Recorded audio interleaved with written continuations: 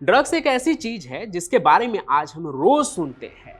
आम आदमी से लेकर बॉलीवुड के सितारों तक पर ड्रग के यूज को लेकर सवाल उठते रहते हैं। एक्टर सुशांत सिंह राजपूत के मौत के बाद और शाहरुख खान के बेटे आर्यन खान की गिरफ्तारी के बाद ड्रग्स को लेकर खूब बवाल हुआ था। ड्रग दो, ड्रग दो, ड्रग दो, ड्रग दो, ड्रग दो।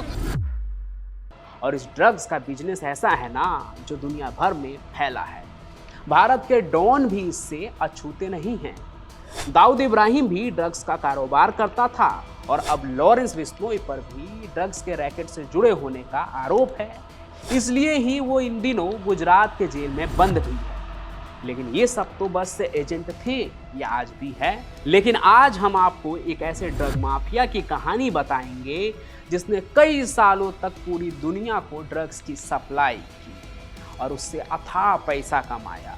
और सिर्फ यही नहीं, उसने अपने धंधे के बीच आने वाले करीब 15,000 लोगों को मौत की नींद सुला दिया था। इस ड्रग माफिया का नाम था पाब्लो एमिलियो एस्कोबार गैविरिया, लेकिन लोग इसे बस पाब्लो एस्कोबार के नाम से जानते थे। ये पूरी दुनिया में किंग ऑफ कोकेन के नाम से भी कुख्यात था। पाब्लो 1970 के दशक में कोकेन के इलीगल धंधे में आया था और कई दूसरे माफियाओं के साथ मिलकर मेडेलिन कार्टेल बनाया था उसने।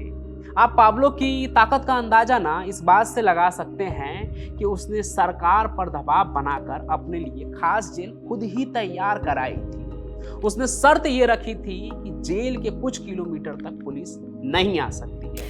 मतलब वो जेल उसके लिए जेल नहीं बल्कि एक नया ठिकाना था, समझ लीजिए। उसके लिए वो जगह जेल कम क्लब ज्यादा था। अगर वहां बैठकर वो सिर्फ अपने पैसे गिनने का काम करता ना तो शायद वो बच सकता था, जिंदा होता। लेकिन उसने ऐसा नहीं किया।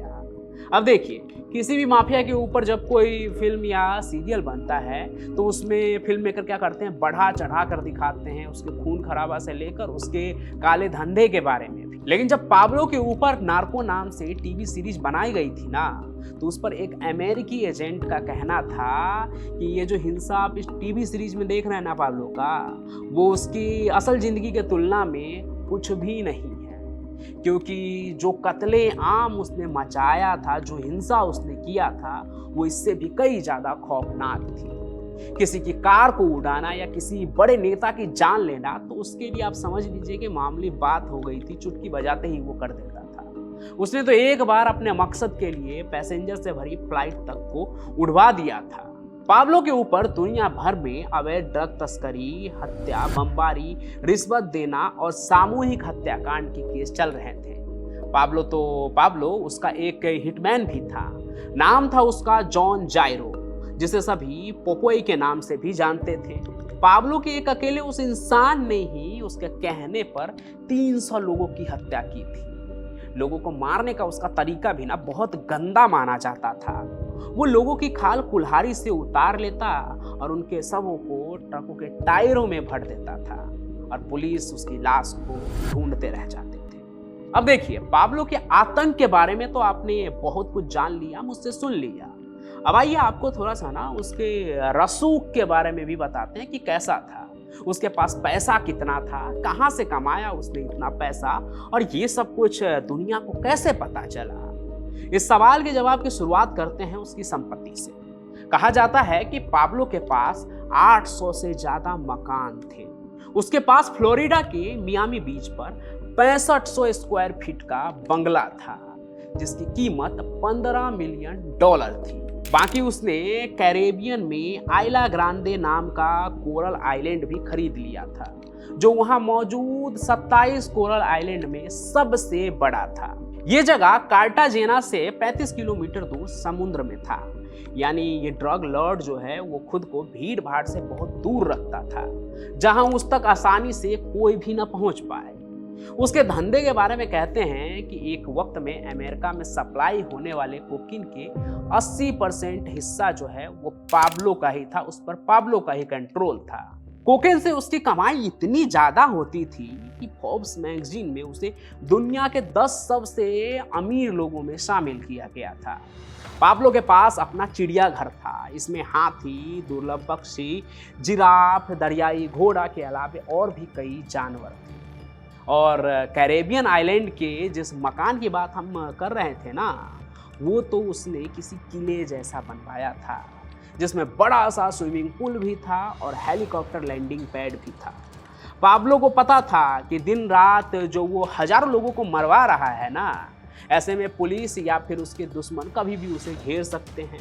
तो इस डर से बचने के लिए उसने अपने घर की खिड़कियां भी बुलेट प्रूफ बनवा रखे थे। अब भले ही पुलिस उसके पीछे लगी हो, लेकिन उससे बचने के लिए पाब्लो सरकार से लेकर पुलिस महकमों और सेना के लोगों को भी अपनी तरफ करने के लिए मोटा पैसा देता था। इसी वजह से कई मौकों पर उसकी जान भी बच जाती थी। अपराध की दुनिया में पाब्लो को Don Pablo, sir Pablo, El Padrino माने की गॉडफादर और एल पेट्रोन यानी द बॉस के नाम से भी जाना जाता था। 1949 में देखिए वो जन्मा और लगभग 21 साल की उम्र में वो क्राइम की दुनिया में आ गया और फिर द पाब्लो बनकर उसने पुलिस से लेकर आर्मी तक को खूब छकाया। लेकिन उसकी ज़िंदगी में भी वो वक्त आ गया जब एक गोली से उसकी किस्मत तय हो जाने वाली थी। 1 दिसंबर 1993 को उसका जन्मदिन था। फिर 2 दिसंबर 1993 को एक ऑपरेशन के तहत मेडेलिन की एक छत पर कोलंबिया पुलिस ने पाब्लो को गोली मारकर ढेर कर दिया। तो जब वो मारा गया ना और पुलिस ने उसकी संपत्ति का अंदाजा लगाया, तो पता चला कि उसकी कीमत $30 बिलियन थी, यानी करीब 2.25 लाख करोड़ रुपए से भी ज्यादा थी। जो आज के तारीख के हिसाब से हिसाब लगाया जाए ना, तो 5 लाख करोड़ रुपए के आसपास बनती है उसकी कीमत, उसके संपत्ति की कीमत। आप इंटरनेट पर सर्च करेंगे ना, तो नेपाल जैसे देश की इकोनॉमी भी आपको $20 बिलियन दिखेगी। और अकेले पाब्लो के पास इतना पैसा था कि वो किसी छोटे देश की सरकार चला सकता था।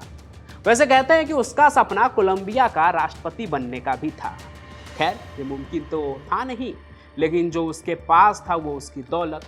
उसके पास इतना पैसा था ना कि कहते हैं कि चूहे कुतर देते थे, कई बार तो रुपए की गड्डियों में दीमक लग जाते थे।